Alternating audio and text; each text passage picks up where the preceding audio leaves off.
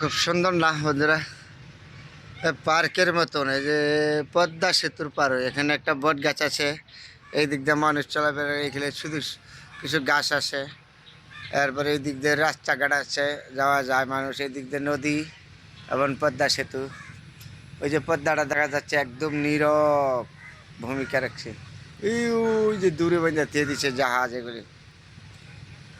আমাদের জায়গাটা খুবই সুন্দর লাগছে, বৈশা রইলাম। আমি আপনাদের সাথে শেয়ার করলাম বৈশা, অনেক সুন্দর।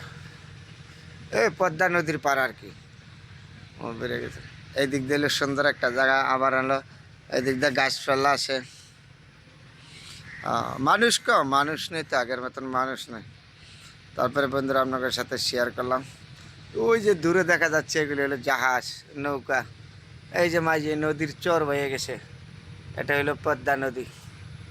আগের মতন আর নাই তো পদ্মা নদী, তারপরে বইরা গেছে।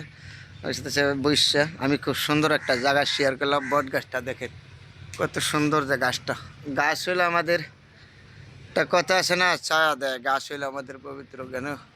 বাগানে সবুজ শ্যামলের সুন্দর একটা জায়গা, বসার মতন, মানুষের দেখার মতন জায়গাটা। তারপর আমি এখানে বৈশা আপনাদের সাথে শেয়ার করলাম।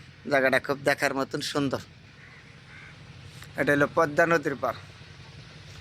ওই যে দূরে দেখা যাচ্ছে এগুলো হলো জাহাজ, পদ্মাতে দিছে।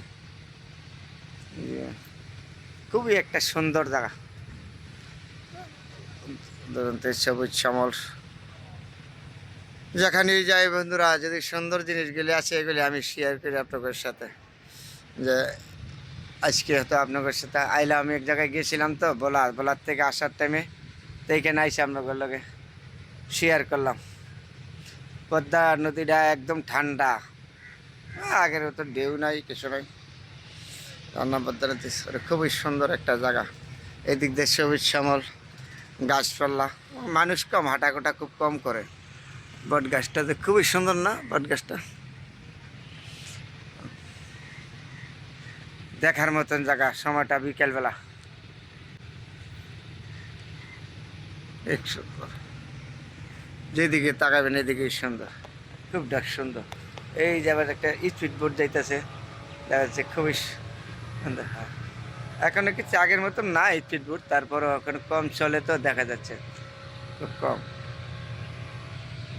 জায়গাটা খুবই সুন্দর একটা জায়গা, দেখার মতন, আমার খুব পছন্দ লাগলো। তারপরে আপনাদের সাথে শেয়ার করলাম বন্ধুরা। আমদালে সবুজ শ্যামল, এদিক দিয়ে নদীর পার। কই থেকে কই নদীর পার, নদীর পাড়ের মতন সুন্দর নাকি বসে থাকতে খুব ভালো লাগতো। ছোটোর সময় আগে বসে থাকতাম। বন্ধুরা ভালো থাকবেন, সবার জন্য দোয়া।